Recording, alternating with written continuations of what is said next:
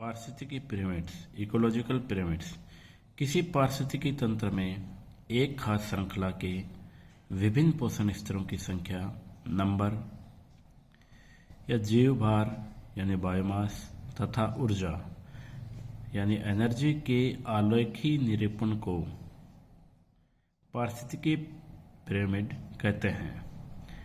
पारिस्थितिकी तंत्र के विभिन्न पोषण स्तरों का पारस्परिक संबंधों का चित्रात्मक निरूपणों की आकृति पिरामिड जैसी होती है, इसलिए इन्हें पारिस्थितिकी पिरामिड कहते हैं।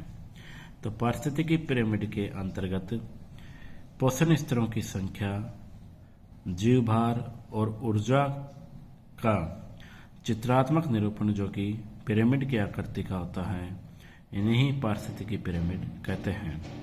इन चित्रात्मक निरूपणों का विचार सर्वप्रथम चार्ल्स एल्टन ने रखा, अतः इन्हें एल्टोनियन पिरामिड भी कहते हैं। पिरामिड के प्रकार, सबसे पहले हम जीव संख्या का पिरामिड, फिर जीव भार का या जैव भार का पिरामिड या ऊर्जा के पिरामिड के बारे में पढ़ेंगे।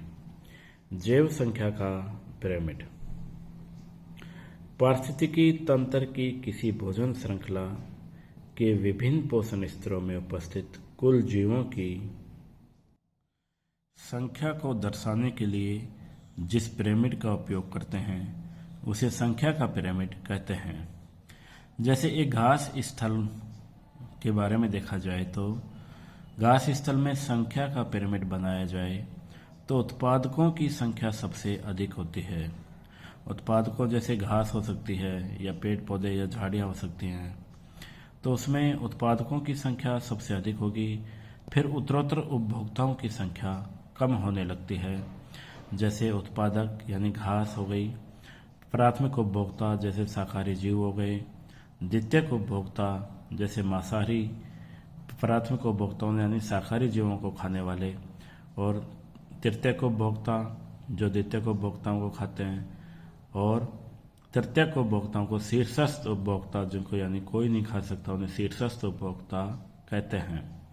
तो इस प्रकार से उत्पादकों की संख्या सबसे अधिक होगी, फिर उससे प्राथमिक उपभोक्ताओं की संख्या कम होगी, फिर द्वितीयक उपभोक्ताओं की संख्या प्राथमिक उपभोक्ता से कम होगी, और तृतीयक उपभोक्ताओं की संख्या द्वितीयक उपभोक्ताओं से कम होगी, और शीर्षस्थ उपभोक्ताओं की संख्या सबसे कम होगी।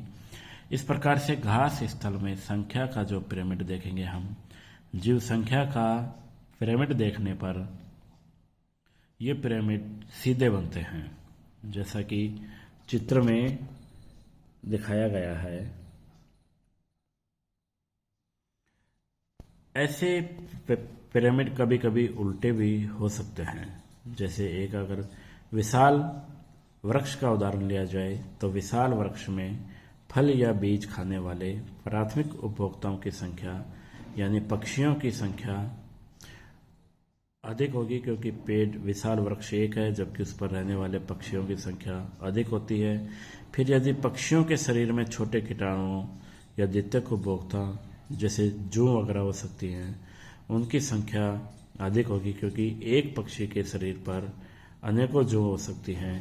इस प्रकार ये वृक्ष के उदाहरण लिया जाए तो ये पिरामिड उल्टा होगा, और इस पिरामिड में उत्तरोत्तर पोषण स्तरों में जीवों की संख्या बढ़ती जाती है, और इसका पिरामिड उल्टा बनेगा, जैसा कि चित्र में दिखाया हुआ है कि वृक्ष एक है, फिर वृक्ष पे अनेक चिड़िया हो सकती हैं, और अनेक चिड़ियाओं के शरीर पर कैटरपिलर या जू वगैरह उनकी संख्या अधिक होगी।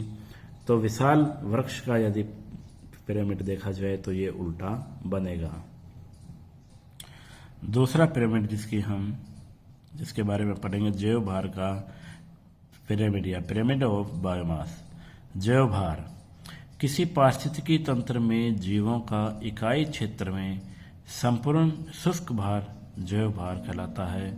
यानी इकाई क्षेत्र में रहने वाले जीवों का जो भार होता है, शुष्क भार, उसको ही जैव भार कहते हैं। घास पारिस्थितिकी तंत्र के बारे में देखा जाए तो घास पारिस्थितिकी तंत्र में विभिन्न पोषण स्तरों का जैव भार निकाल कर उसका चित्रीय निरूपण करें तो यह पिरामिड सीधा बनता है। प्राथमिक उत्पादकों का जैव भार सबसे अधिक होता है उत्पादकों में, यानी जैसे घास हुई, और उत्तरोत्तर पोषण स्तरों पर उपस्थित उपभोक्ताओं का जैव भार कम होता जाता है और शिखर पर उपस्थित जीवों का जैव भार सबसे कम होगा।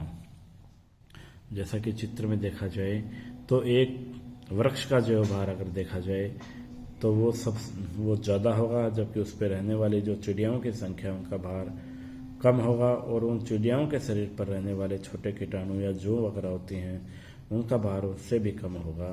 इस प्रकार जैव भार का यह पिरामिड सीधा बनता है एक विशाल वृक्ष के संदर्भ में अगर देखा जाए तो। इस प्रकार हमने देखा कि एक विशाल वृक्ष के पारिस्थितिकी तंत्र में भी जैव भार का पिरामिड सीधा बनता है, क्योंकि प्राथमिक उत्पादक का जैव भार सबसे अधिक होता है। और यदि एक जलाशय पारिस्थितिकी तंत्र में जैव भार का पिरामिड देखा जाए तो यह उल्टा बनता है। तालाब में जैव भार के पिरामिड अगर बनाया जाए तो उत्पादकों में पादप प्लवक होते हैं जिनका भार कम होता है।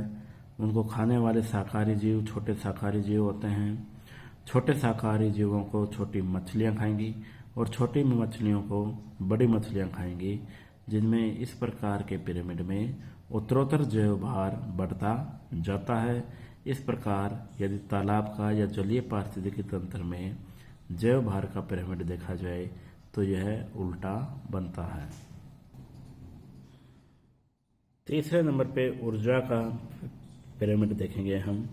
इस प्रकार के पिरामिड से भोजन श्रृंखला के प्रत्येक पोषण स्तर पर उपस्थित जीवों में कुल ऊर्जा का पता चलता है। प्रत्येक पोषण स्तर पर उपस्थित ऊर्जा का केवल 10% भाग ही अगले या उच्च पोषण स्तर पर पहुंचता है। आरेखी चित्र में अगर हम देखें तो हरे पौधे यानी उत्पादक सूर्य से प्राप्त ऊर्जा का भोजन के रूप में काम में लेते हैं। अगर इसमें देखा जाए तो सूर्य से यानी सन से अगर 1000 कैलोरी ऊर्जा प्राप्त हो रही है तो हरे पौधों में वो 100 कैलोरी के रूप में यानी 10% भाग जो कुल ऊर्जा का होता है वो ऊर्जा के रूप में संचित होता है।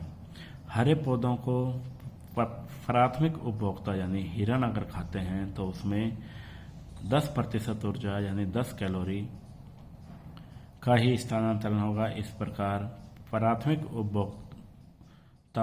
उपभोक्ताओं को यदि द्वितीयक उपभोक्ता जैसे शेर अगर खाएं तो उसमें भी 10 कैलोरी ऊर्जा का 10% भाग यानी 1 कैलोरी भाग ही स्थानांतरित होता है।